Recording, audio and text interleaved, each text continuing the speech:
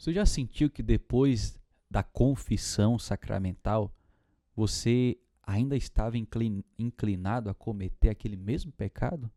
Por que será que depois mesmo de confessar, você ainda sente vontade de pecar?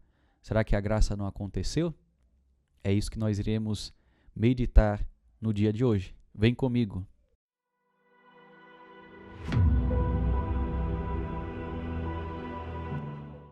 Em nome do Pai, e do Filho, e do Espírito Santo. Amém. Vinde, Espírito Santo, vinde por meio da poderosa intercessão do Imaculado Coração de Maria, vossa amadíssima esposa. Amém. Santa Maria, Mãe de Deus, rogai por nós.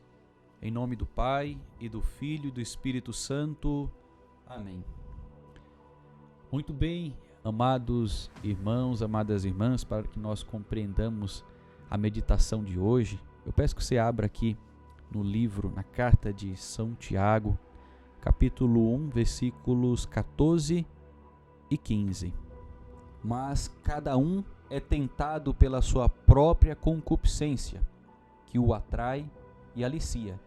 Depois a concupiscência, ao conceber, dá à luz o pecado, e o pecado, quando tiver sido consumado, gera a morte.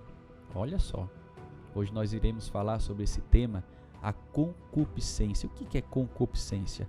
Concupiscência é a tua inclinação para cometer mal. Sim, todos nós, por natureza humana, por causa do pecado, estamos inclinados ao pecado e permaneceremos até o fim da nossa vida terrena inclinados ao pecado. Não é uma condenação, não, é uma inclinação, por conta que está na nossa natureza, devido ao pecado de Adão e Eva.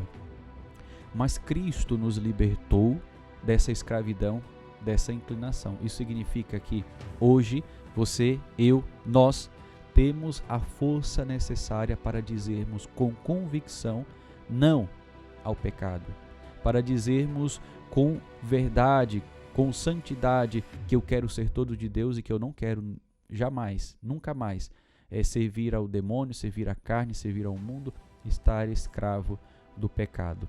Você entende isso? Mas dentro de você ainda vai existir essa inclinação. Isso é absolutamente natural. Quando você, por exemplo, realizou aquela confissão sacramental, foi até o sacerdote, pediu perdão, aí depois de alguns dias começa a vir de novo as tentações, isso é normal. O que não é normal, cair no pecado. Não pode ser normal. Dentro de nós não podemos normalizar isso, você entende? Não podemos sentir a vontade de pecar, sim, até porque você vai ter que provar para Deus constantemente que você não quer o pecado, que você quer Ele, que você quer a graça. E isso só se faz se você se torna livre para escolher. Se você é livre para escolher entre o pecado e a graça, entre Deus e o demônio, entre o céu e o inferno, então isso significa que você tem a possibilidade de decidir. E agora, se você se decide pelo mal, vai acontecer o que São Tiago fala aqui. Depois da concupiscência, ou seja, da inclinação. Você sentiu a inclinação, concebeu essa inclinação, ela dá a luz ao pecado. Sim, você sentiu uma inclinação, mas não significa que você foi obrigado a pecar. Não, foi só uma inclinação ao pecado.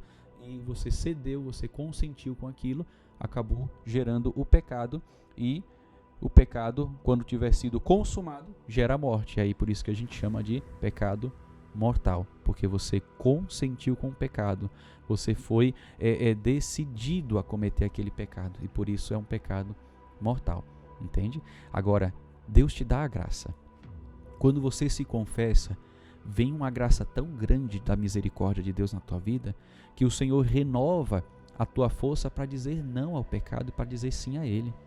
O Senhor te lava, assim como você foi totalmente lavado pelas águas do batismo, foi purificado e reforçado, e dentro de você existe uma força, uma potência para a santidade e para os atos mais heróicos da tua vida. Na confissão aquilo é renovado.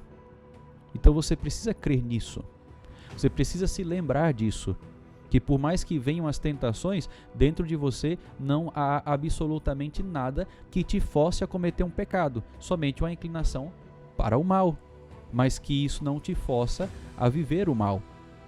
Agora, se você se dedica depois da confissão, e aí que está o ponto principal, a tua vida de oração, a uma vigilância maior, reconhecendo quais foram os pontos que você acabou falhando e que te levou a cometer determinado pecado, e são as ocasiões de pecado. Você vai evitar as ocasiões, evitar até mesmo certas pessoas que você sabe, certos contatos que você sabe que vão te fazer cometer esses pecados, lugares, situações, fugir das ocasiões de pecado, mas sobretudo, vida de oração, Eucaristia, comunhão frequente, Santo Terço, a Virgem Maria.